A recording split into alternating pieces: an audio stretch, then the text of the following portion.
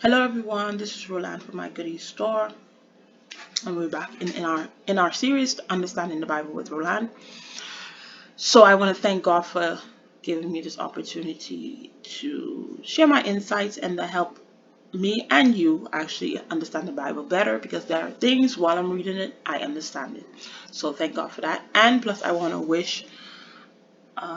say, I think actually, Happy Father's Day to all the fathers out there that have kids or that stand in as fathers to boys and girls. Today is June 20th, 2021. And I want to say thank you and happy Father's Day to all the fathers out there. So we're going to get into it. Last week we read Genesis 12, where they call it the blessings of Abraham and stuff like that, where he said, he's making his name great and different things like that. But of course, God's blessing come with a condition. He had to leave his home. He had to leave everything that he knew and leave his family behind. And then God would give him all those blessings. And then we also can find out that he did go to Canaan, but there ended up being a famine, and he had to go to Egypt. Before he went to Egypt, he told his wife Sarai to lie and say to the Egyptians that he was her brother, so that they wouldn't kill him.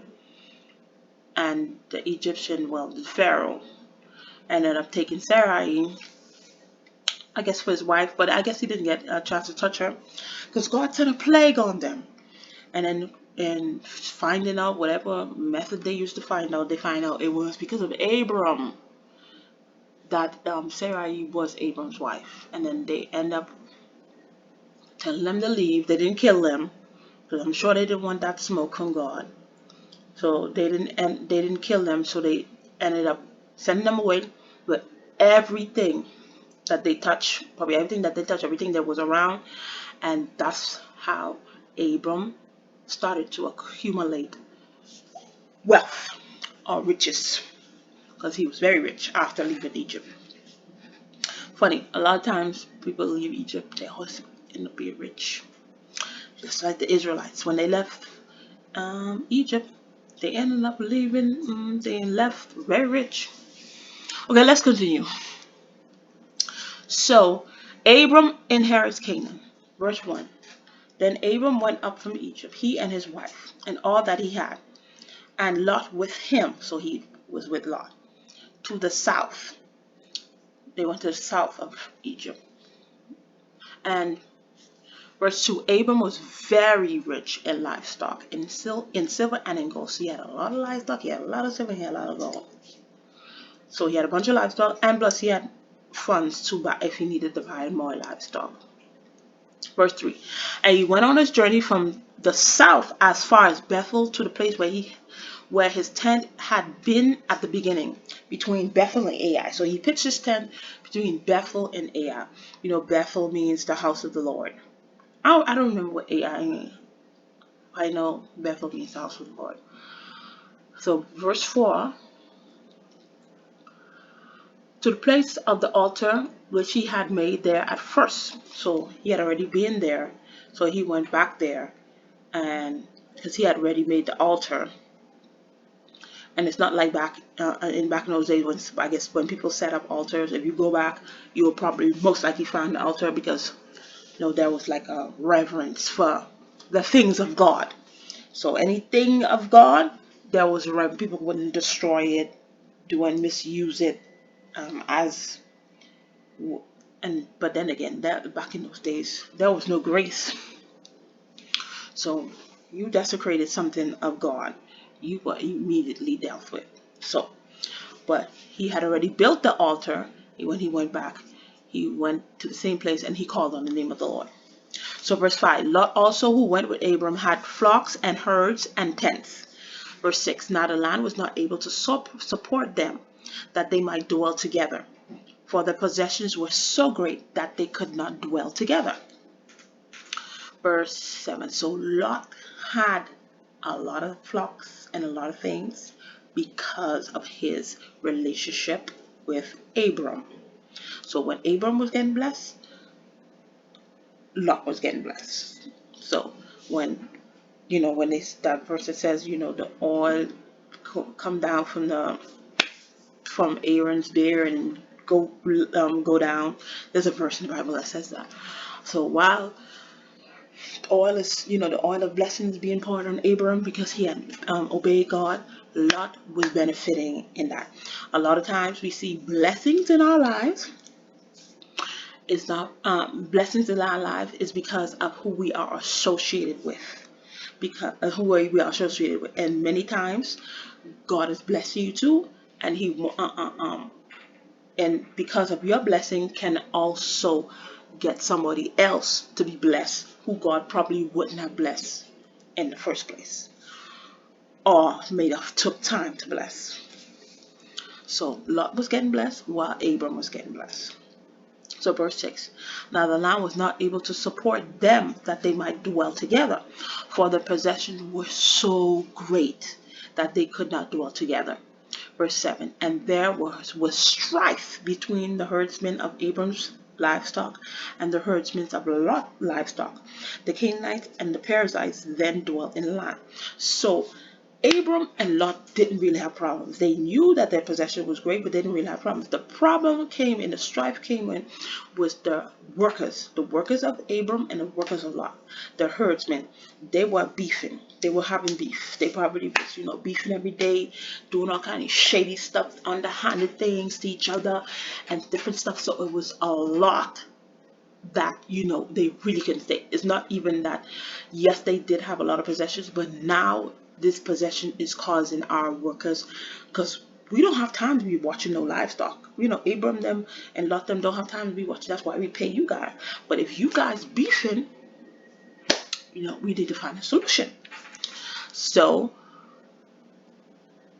let's continue. Verse 8. So Abram said to Lot, can't wait till they change his name. Keep on saying Abraham.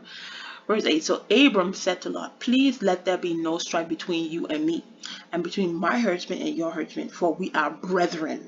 We are brethren. You my brother, okay? You my brother, okay? I love you. This thing is trying to get between us, and we cannot have this. So that's what Abram told him. Say, before, because now it's the herdsman that's having beef. Abram and Lot didn't have beef yet, but it looked like it was gonna, infiltrate between them. So he's like, let's nip it in the bud, because a lot of times, when you are close to a person, God placed people in your life. Some people God placed in your life for a season. Some people, and you gotta understand when that season is over. Some people God placed in your life forever. Okay, so but in that, even if it's a season, you have to be careful, because there are things that may want to come between, whether it's attitudes, people, beliefs and stuff like that, may want to come between you guys to stop, in a sense, what God wants to do with your relationship. So before that happened, Abram was like, you know what, I think we should separate. So verse 9, is not the whole land before you? Please separate from me. If you take the left, then I will go to the right. Or if you go to the right, then I will go to the left. So Abram told him, whatever direction you go, Abram said, whatever direction you go, I will go the opposite direction. If you go right, I will go left. If you go left, I will go right. If you go north, I will go south. If you go west, I will go east. So whatever direction you go, Lot, I will go different directions. I don't want us to have any problems. So rather we separate, and then I could just visit you whenever you want to. You come visit me or whatever, instead of us, leaving on a bad note. Because I already feeling, some tension. So let's separate now. So verse 10, and Lot lifted his eyes and saw all the plain of Jordan, that it was well watered everywhere before the Lord. Before the Lord destroyed Sodom and Gomorrah, before the Lord. So I guess that was insertion. So and Lot lifted his eyes and saw all the plain of Jordan, that it was well watered everywhere, like the garden of the Lord. So in that, where Lot lifted up his eyes was in the area of Sodom and Gomorrah. It was not actually Sodom and Gomorrah, but it was probably near it. It was most likely near it, and it looked well watered, and it looked like the garden of the Lord. So when he said garden of the Lord, maybe, stories passed on, stuff like that. They used to tell, this is how the garden of the Lord had looked back when Adam and Eve was back in there. Because he said it looked like the garden of the Lord, but it was not the garden of the Lord. So that's where Lot went wrong. It looked like. Something can look like it's good, but it's not good. Something can look like it's bad, but it's not bad. Your thing, you have to do a more thorough inspection. You have to test it. You have to try it out, to see if it stand the test of time. But, he just saw that it looked like it, so he just, I'm going there because it looked good. So like the land of Egypt as you go towards Zoar. So it looked like the land of, first of all, it looked like the garden of the Lord, and then it looked like the land of Egypt. Okay, that's two different things. So the way he was looking, it looked like the garden of the Lord, and then it looked like the land of Egypt. So, but he didn't do his due diligence. He didn't go to God. It's like, God, do you want me to go in that area? Because he didn't necessarily, God, it's not like Abram was forcing him to leave right away. He just wanted them to make a sound decision. So the thing just looked like the Garden of Noah, and plus it looked like Egypt. So I guess Egypt was a place flowing, was an abundant place. So it's like, I'll be good there. So verse 11, then Lot chose for himself all the plain of Jordan, See, he was now in Sodom and Gomorrah. So it was near it. It was near it because he was on the plain of Jordan, and Lot journeyed east, and they separated from each other. So God knows how Lot ended up in Sodom and Gomorrah. Verse 12, Abram dwelt in the land of Canaan, and Lot dwelt in the cities of the plain, and pitched his tent even as far as Sodom. So he was pretty near. So he wasn't in it, but pretty near it. So verse 13, but the men of Sodom were exceedingly wicked and sinful against the Lord. So wickedness was still running rampant even then. Because our nature is inherently, from since we were born, we inherit. You don't have to teach a child to lie and to take stuff that doesn't belong to them. We are inherently wicked. That's why we need Jesus to save us from this body of sin, like Paul said. So verse 14, and the Lord said to Abram, after Lot had separated from him, lift your eyes now and look from the place where you are, northward, southward, eastward, and westward. Verse 15, for all the land which you see, I give to you and your descendants forever. Verse 16, and I will make your descendants as the dust of the earth, so that if a man could number the dust of the earth, then your descendants could be numbered. Verse 17, arise, walk in the land through its length and its width, for I give it to you. Verse 18, then Abram moved his tent and went and dwelt by the terebinth trees of Mamre, which are in Hebron, and built an altar there to the Lord. So what's important here is the fact that God didn't have no covenant with Lot, because after Lot left, just Lot left. But when Abram separated from Lot, then God gave him more insight to what he was going to do in his life.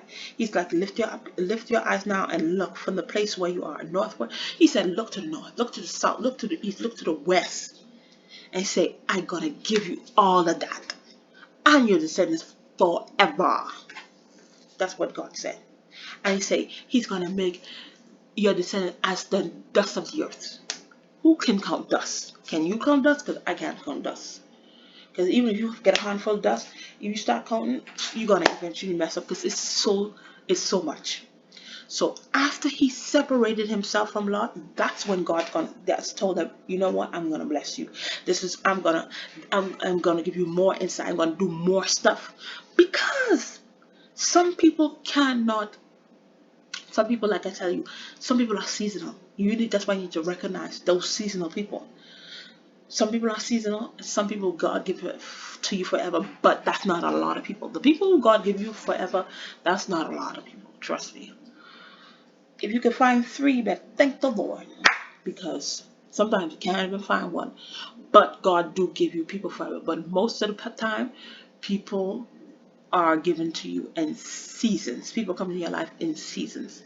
Some seasons are short, some seasons are long, But you're gonna have to, of course, keep your communication with God open so you can know when it's time for you to separate. And after he separated from Lot, that's when God, I mean, I guess, enlarged his territory, gave him all more insight to what he wanted to do and how he wanted to bless him and the different things that he wanted to do in his life after he separated from Lot. Because some people cannot participate in your blessing. That's point blank period. Yes, that was his nephew. He had lost his dad and stuff like that. Abram had adopted him. He had his granddad. His granddad died. Abram took him in. That he was the only one that Abram was the only one that Lot knew, but he was not in. That was not in God's plan for him, for God to bless Abram with Lot by his side.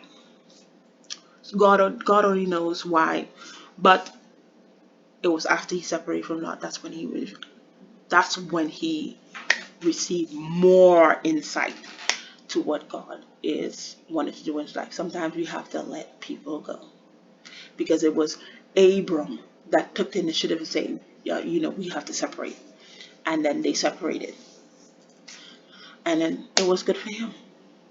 So that's Genesis 13. So we are going to continue next. Well, as Wednesday, we're going to continue next Wednesday. Well, we'll be reading Genesis 14. And once again, happy Father's Day to all the fathers out there. And thank you for watching. And I'll see you in another video. Bye.